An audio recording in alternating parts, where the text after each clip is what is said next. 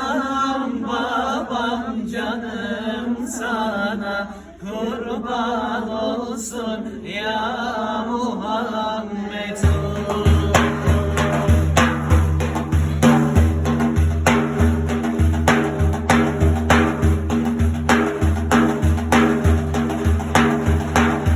Bilmem gider sözüm nere, gidiyorum ıssız yere.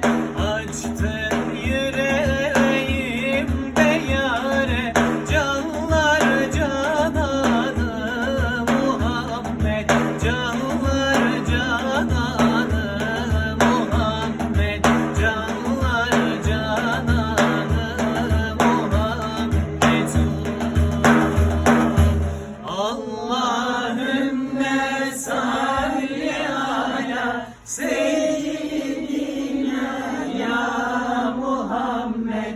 Anam babam canım sana kurban olsun ya Muhammed.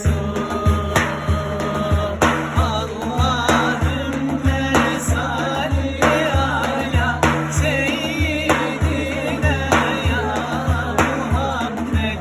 Anam babam canım sana kurban olsun ya Muhammed.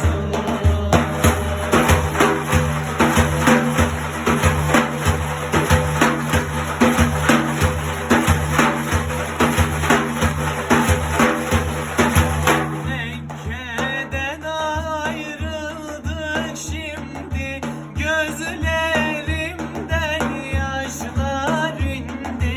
Tek tesellim sevdan idi, canlar cananı Muhammed, canlar cananı Muhammed, canlar cananı Muhammed. Salavat hep birlikte. Allahümme salli ala seyyidina ya Muhammed.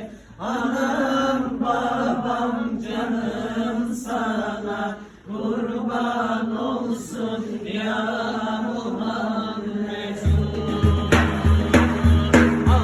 Allahümme salli ala seyyidina ya Muhammed. Anam babam canım sana kurban olsun ya Muhammed. Ala Resulüne Muhammed.